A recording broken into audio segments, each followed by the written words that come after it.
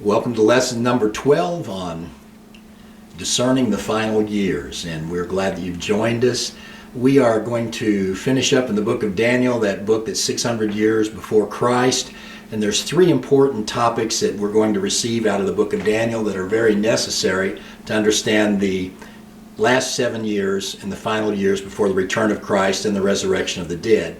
The first thing that we found out about, he gives us that 70-week prophecy that covers 490 years that are broken into three parts. And of course, the last part is that 7-year period where the Antichrist comes forth with a peace treaty. And then, of course, in the middle of that week, he shows his true colors. And then at the end of the 7 years is when Christ returns. So that's the first topic that we want to really hold on to.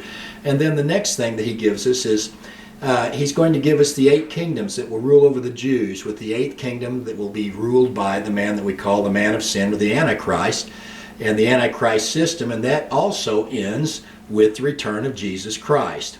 And then he also gives us the exact timing of when Christ will return based upon the abomination of desolation that Daniel gives us, the book of Revelations gives us, and then Jesus Christ himself gives us in Matthew chapter 24. I'm going to do a reading here out of Daniel chapter 12, verse number 1 through 4.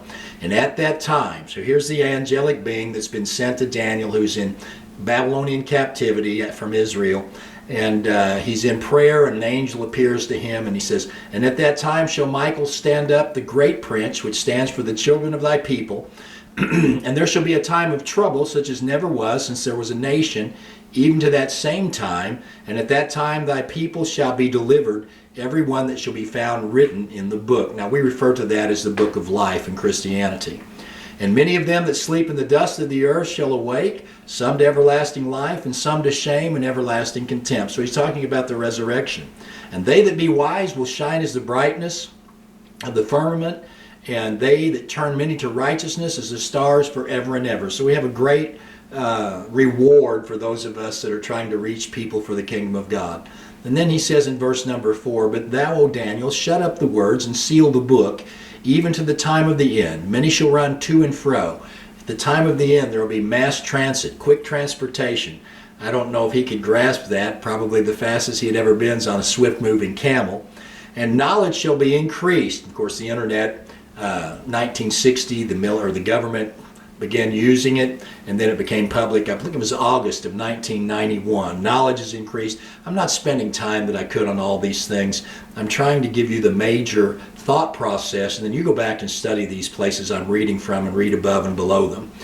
Now I want to read you out of Daniel chapter 12, verse 11 through 13. "And from the time that the daily sacrifice shall be taken away, and the abomination that makes desolate, there shall be 1,290 days." So until Christ comes, from the time that that abomination of desolation happens, he has given us the exact time that he will return. Now listen to this. "Blessed is he that waits and comes to the 1,305 days. But go your way till the end be, for thou shalt rest and stand in the lot at the end of the day." So Daniel, you won't be alive when this happens. Go receive your rest. Now this is going to lead us into what you just saw, this two different timelines of 1,290 days and 1,335 days. It's going to lead us into something in starting about lesson 15. These things are going to get very complex. However, this is our last, the 12th lesson, and lesson 13 and 14. You may want to get your friends to listen to that and be ready, because I'm going to tie the first 12 lessons together. I wanted you to hear what we base these on, and you're going to see how everything comes together like a hand in glove. I want to ask you, did Christ write all of these things? Did God put in his word all these things that were going to take place before he came and then come before they happen? Would that really make sense? So knowledge of his word is a powerful thing. That's how our faith grows. And like I said, when I got in church in 1982 and everyone, the Lord is coming, and now I don't hear much about it. And after 30 years of study, I say, well, wait a minute. Why would he write these things if he wasn't going to fulfill them before he came? So we're going to get into metonic moons. We're going to get into star signs. We're going to get into a lot of things in the next few lessons. So I want to give you the amazing prophecy we're going to close out the book of Daniel with. You'll find that in Daniel chapter 2 And it was in the second year of of the reign of King Nebuchadnezzar. He has a dream and it troubles him. And then the king calls to the magicians, I'm in verse 2 of chapter 2, the astrologers, the sorcerers, and the Chaldeans, for them to show the king his dream. So they came and they stood before the king. Now you read the whole chapter. What we're going to see is that the king says, no guys, I'm so upset, I'm not going to tell you what I dreamed and you interpret it. I want you to tell me what I dreamed. That's kind of tricky, isn't it? So Daniel, here he is in Babylonian captivity, but he's found favor. And if you'll remember, I have taught you the star signs speak and that they are signs in the heavens. And Daniel was very good at astronomy, and he understood the star signs. As a matter of fact, after he goes through interpreting this dream to save all of these that had him in captivity, that there were astrologers and the astronomers and the stargazers. Anyway, you're going to see where he ends up being over all of the wise men. And so whenever we see the wise men come 600 years later to Christ's birth, it says they come from the east. This is probably they that he had already told about the star that would arise whenever the King of Kings was born, and therefore they saw the star that they had been taught by the head astronomer and astrologer in their day and had been passed down. When you see this certain sign arise. Let me get into this then. So Arioch brings Daniel in before the king. I'm in verse 25, and he says thus unto him, hey, there's a man here that's one of our captives from Judah. He says he's going to make known unto you the interpretation of the dream. And the king answered and said to Daniel, are you really able to make known unto me the dream which I've seen and of the interpretation thereof? And Daniel answered, I like his answer. He says, in the presence of the king, the secret which the king hath demanded, cannot the wise men, the astrologers, the magicians, the soothsayers show unto you the answer, king? In other words, where's your God? Where's their mighty power? Where's their knowledge? And watch this. He says, Daniel goes, but there is a God in heaven that reveals secrets and makes known to the king what shall be in the latter days. Stop. I don't think any of us can get our head around these prophetic things that I've been sharing with you that God put in His Word. We are about to look at another prophecy that's going to express the exact order of the kingdoms that follow Babylon, all the way up to the Roman Empire, and then even into the United Nations of Europe and until the Antichrist. What other manuscript would even dare to try to do something like this? There is none. So people that make fun of the Bible, well, maybe they just need to have a little more knowledge of it. And so he says, as for thee, O king, the thoughts came into your head when you were in the bed. And he says, here we go. He says, you're the head of gold. He says, you saw a great image. Now, I'm not taking much time, but the king had a vision of this great image. And it has a head of gold. And its body parts, as we go down, are made up of different metals. And so Daniel tells Nebuchadnezzar, he says, first off, here's what you saw. And I'm not going to get into all that, but he says, you're the head of gold. So in other words, these are the empires. He says, this is what will befall you in the latter days. And that Babylonian empire reigned from about 605 to about 539 BC. And he says, and after these shall arise another kingdom. It will be inferior to you. And this is the Medo-Persian. It was the chest of silver. And they reigned from about 539 BC until 331 BC. And he says, and another third kingdom of brass, which shall bear rule over all the earth. And of course, that was the Greek Empire that would come after this from 331 to 168 BC. And of course, we know Alexander the Great, that at 30 had conquered the known world. And when he dies, it's broken up to four of his generals into this great thing called the fourth kingdom that comes along. And of course, the Iron Age, and it says, and the fourth kingdom shall be strong as iron. And so whenever he's expressing this image that Nebuchadnezzar had in his dream, he said the legs were made of iron. I'm skipping that part. And of course, the Romans ruled from around 168 before Christ until, depending on who you want to study, about 476 years AD. And the Romans who of course, crucified Christ. And then he says, and whereas you saw the feet and toes, how many toes? 10 toes. He says, so whenever we get past the legs of iron, he says, now you're going to see feet. And they're going to be mixed, partly iron and partly clay, with 10 toes. And we'll tie this to the book of Revelations in just a moment. So what he's seeing there is Rome would divide after it fell. Now he describes this in perfect order, and when you read the book of Daniel, you'll see he even describes this young general, this conqueror, this Alexander the Great, how swift he would overcome all these things. This was prophetic.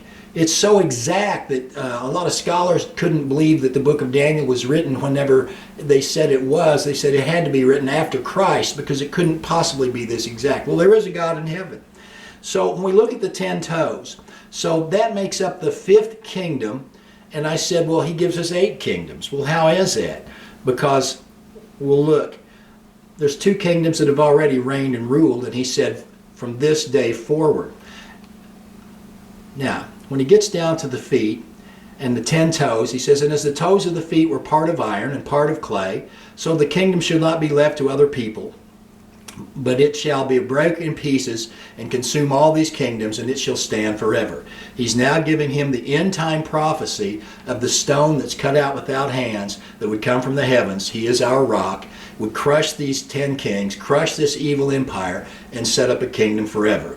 Now, for clarity, I'm going to jump to the book of Revelations, which is written about 100 years after Christ, about 70 years after Christ, so we're about 700 years apart. Revelations now builds on the book of Daniel, and whenever John's on the Isle of Patmos, God is giving him revelation, and the angelic being speaking to him and says, okay, John, you're in imprisonment here on this island because of the Roman dictator that sent you here.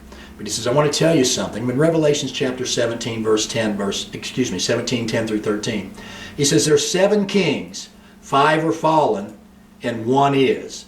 And the other one's not yet come. And when he comes, he must continue a short space. He's speaking now the Antichrist. He's building on the book of Daniel. And the beast that was, and we remember that the 7-headed beast, actually in Jewish writings, the 7-headed beast that lives in the sea is called Leviathan. It's the father of all the children of pride. So this 7-headed beast that comes up out of the sea in the book of Revelations represents these 7 ruling empires that have ruled over the Jews in the land of Israel. And there are 7 kings, 5 are fallen and 1 is, the other's not yet come. And when he comes, he must continue a short space, speaking of the Antichrist.